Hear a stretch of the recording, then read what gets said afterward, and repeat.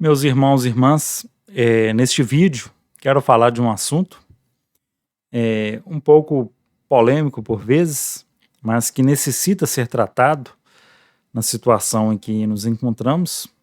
E eu não costumo fazer esse tipo de vídeo, mas pretendo fazer mais desse tipo de vídeo, que eu acho que é de uma grande utilidade, né?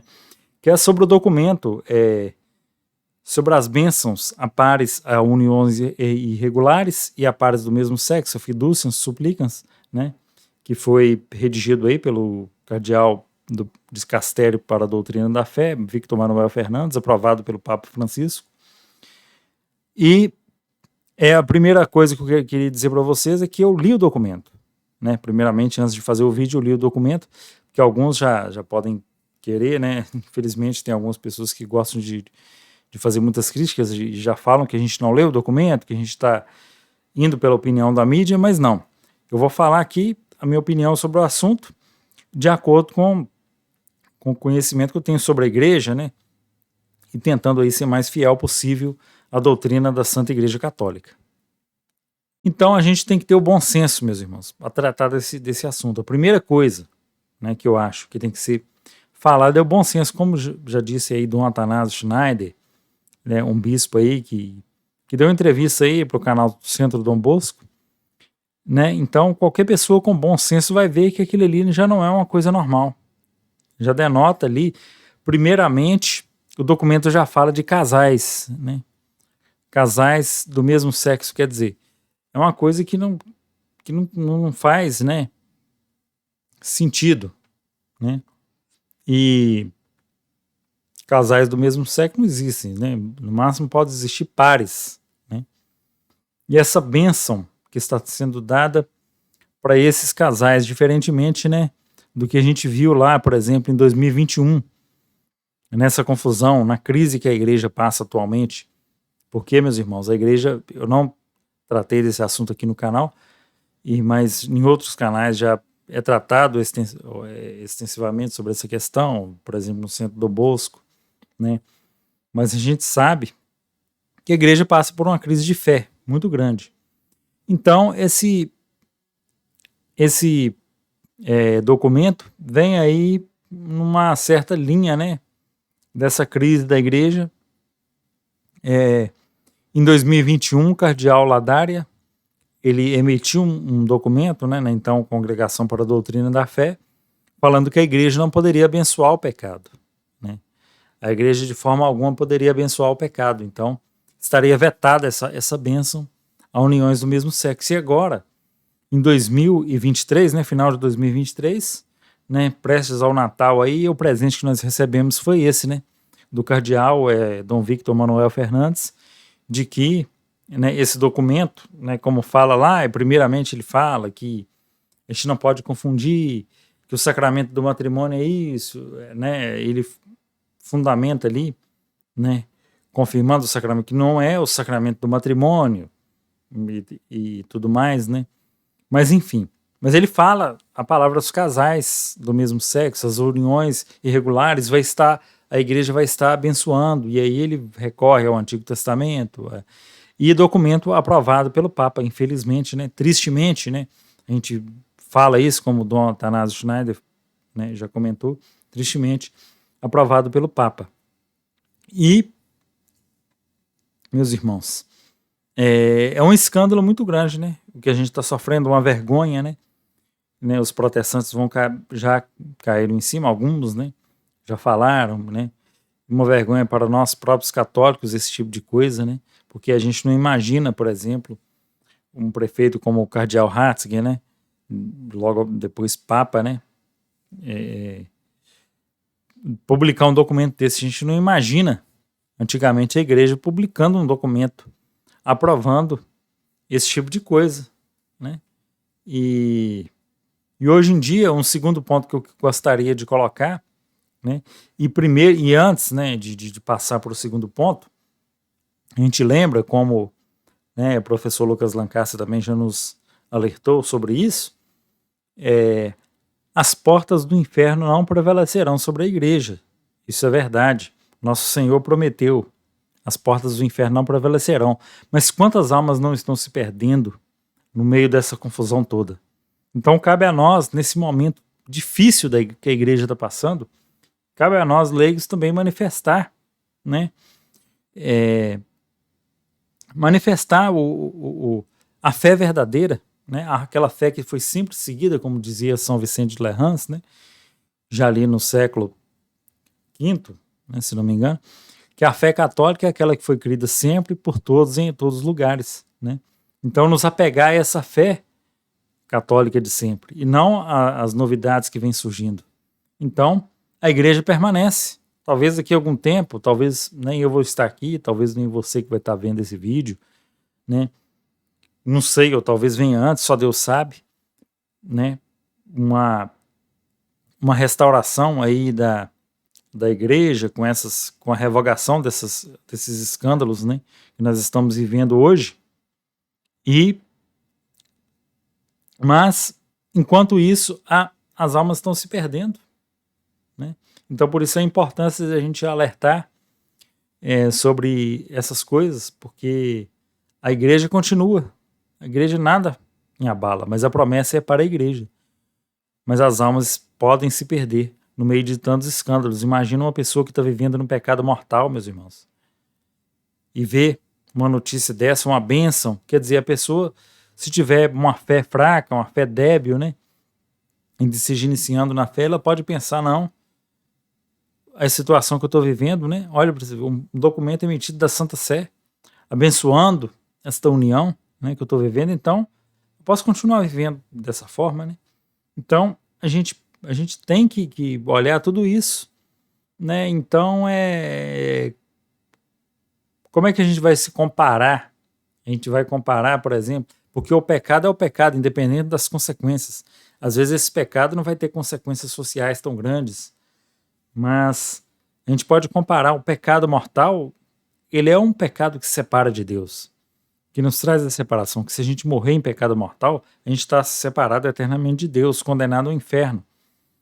Então, imagina um ladrão, meus irmãos. Imagina, né, uma pessoa que agride os pais pedindo a bênção de um sacerdote, né, para que não, eu vou ali, né, fazer um assalto e estou pedindo uma bênção, padre, para que, né, eu estou vivendo assim, não vou mudar, vou continuar fazendo os meus assaltos, é minha profissão, né, como dizem por aí, mas estou pedindo a bênção aqui. Mas não faz sentido, gente, uma coisa dessa. Atenta contra o nosso bom senso. Eu já conversei com alguns católicos, né? Muitos católicos não estão escandalizados com essa situação, né? E realmente esse pontificado realmente tem sido uma questão de um pontificado desastroso, talvez, né? Uma palavra forte, mas tem sido realmente muito complicado, né? Com essas dubiedades, essas coisas, né, que não estão batendo, né, realmente com a sã doutrina católica. E hoje em dia, no segundo ponto, essa papolatria, né, essa idolatria, essa coisa de pensar que tudo que o Papa diz ou fala é uma coisa infalível, né? Ao contrário, o ensinamento do Concílio Vaticano I, né, que mantém as condições ali vaticanas para quando o Papa fala, aquilo que o Papa fala é infalível ou não, né? Ainda mais um pronunciamento desse aí, mesmo que aprovado pelo Papa, ele não tem o carisma da infalibilidade, muito longe disso, né, meus irmãos? E isso remonta também ao Concílio Vaticano II, mas não vou entrar nesse mérito. Mas eu queria ler aqui uma passagem das Sagradas Escrituras, que está na Carta aos Gálatas, no capítulo 1, versículo 8. São Paulo fala assim, meus irmãos: mas, ainda que nós mesmos, ou um anjo do céu vos anuncie um evangelho diferente daquele que vos temos anunciado, seja anátema. Como já vos dissemos, agora de novo digo: se alguém vos anunciar um evangelho diferente daquele que recebestes, seja anátema, seja maldito. Então, aqui fala claramente, meus irmãos, que o apóstolo São Paulo, ainda que um de nós, né, que ele fala que um de nós o quê? São Paulo era um apóstolo de Cristo, né? Era um bispo, né? Então ele fala, ainda que um de nós. O que a gente pode aplicar para hoje, ainda que nós da hierarquia da igreja, vos anuncio um evangelho diferente, né? Como muitas vezes a gente está, infelizmente a verdade é essa, né? Anunciando um evangelho diferente, que seja anátema, que a gente não... Ou um anjo que veio do céu, uma revelação, seja anátema, né?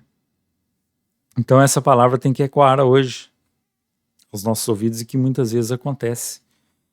Que aquela tradição que é recebida dos apóstolos muitas vezes não está sendo pregada da forma que precisa ser. E a gente vê isso nas nossas paróquias mesmo. Não adianta a gente fechar os olhos.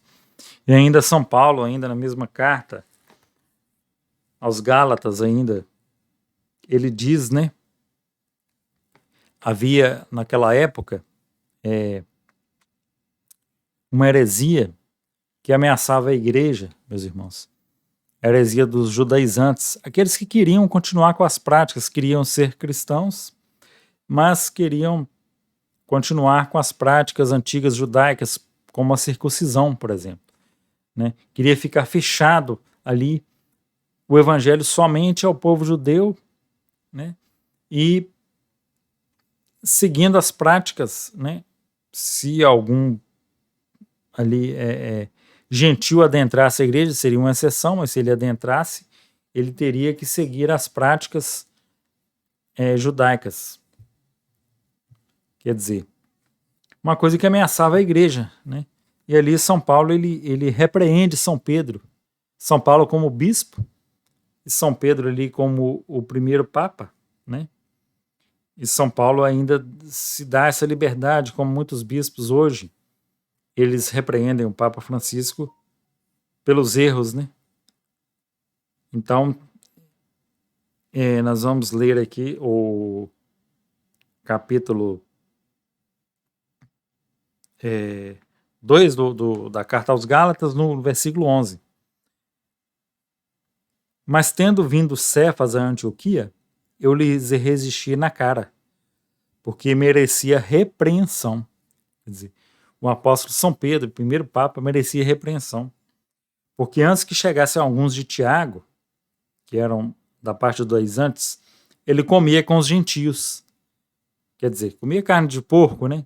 Que antes era proibido. Mas depois que eles chegaram, retirava-se e separava-se dos gentios, com receio dos que eram circuncidados. E os outros judeus imitaram-no na sua dissimulação, de sorte que até Barnabé foi induzido por eles àquela simulação. Porém, eu, tendo visto que eles não andavam direitamente segundo a verdade do Evangelho, disse a Cefas, diante de todos. Diante de todos, São Paulo repreendeu São Pedro. Se tu, sendo judeus, vives como gentio e não como judeus, por que obrigas os gentios a judaizar? Então, está aqui a prova, né? Que muitas vezes muitos falam que não se pode, que o Papa falou já não tem discussão, mas está aqui Pedro exortando o primeiro Papa, né, de um erro que ele estava cometendo na ocasião. Então, meus irmãos, não é porque o Papa fala tudo que ele fala está correto. Isso nós temos que ver as condições vaticanas lá. Uma declaração infalível já tem muito, mas muito tempo. Depois do Concílio Vaticano II, a gente não teve nenhuma declaração infalível dos papas, né? E outra coisa, que é a terceira coisa que eu queria falar para vocês, que é o contexto do documento. Então, muitos estão por aí, né, defendendo isso aí, uma coisa que é indefensável, não tem como defender. Ah, mas eu li o documento, e no documento não fala nada demais, o documento reafirma a doutrina da igreja sobre o sacramento do matrimônio. O documento, ele fala que o sacramento do matrimônio continua igual, e está sendo abençoado são as pessoas, e não aquilo que as pessoas fazem, né? E E a gente vê que não é por aí. Eles não estão olhando o contexto do documento em si. Todo o contexto que a igreja vive, eles estão olhando a letra da lei puramente fora de contexto. A igreja hoje ela sofre, gente, uma crise terrível, uma crise de fé, a gente pode observar por aí, né? E o modernismo que adentrou a nossa igreja, esse pontificado confuso, né? Que está por aí, né? E a gente vê também, como eu falei antes, a gente não imagina o Papa João Paulo II, o Papa Bento XVI defendendo algo assim. Não tem como. Podem não ser perfeitos, têm seus defeitos, mas a gente não tem como imaginar eles defendendo esse tipo de documento. A gente vê aí o Papa proibindo, né, naquele documento, a Traditionis Custodes, proibindo a celebração da Santa Missa no rito antigo, rito tridentino, né, e colocando restrições, muitas restrições, proibindo sim, né, colocando restrições, não proibindo de forma absoluta.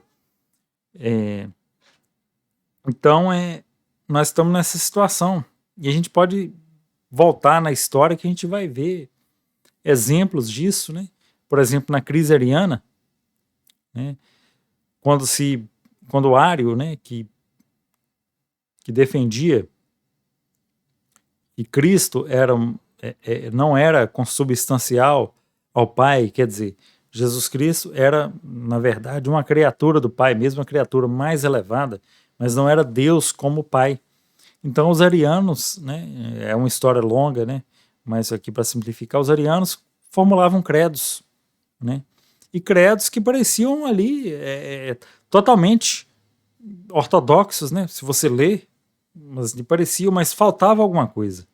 Quer dizer, faltava ali dizer o óbvio, né, aquilo que eles não queriam dizer, que Jesus Cristo era consubstancial, era da mesma substância que o Pai, porque se eles dissessem isso, caía a heresia ariana, né? De que Jesus Cristo era uma criatura do Pai, né? Por mais elevada que fosse, era uma criatura do Pai.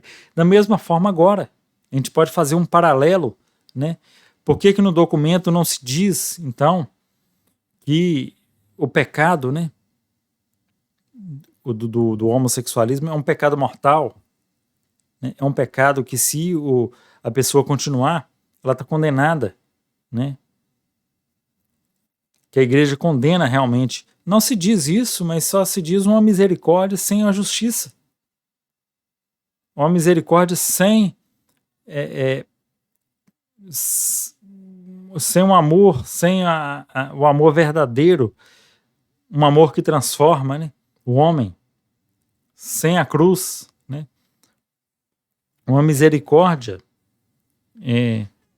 sem a mudança de vida do pecador, né? O que dá a entender é isso, né? E a gente de forma nenhuma pode concordar com esse tipo de coisa, meus irmãos. Então, é isso que precisa ser. O que a gente tem visto aí, muitos, é essa falta de clareza, essa falta da condenação do pecado em si, e não do pecador, mas do pecado, de ajudar, de acolher, sim, vamos acolher com amor, vamos acolher com a misericórdia de Deus, mas vamos acolher querendo salvar o pecador, não ficar adiando, não ficar dando bênçãos para ficar, não, mas daqui a pouco, né, a pessoa é salva de si mesmo, Deus é misericordioso, né?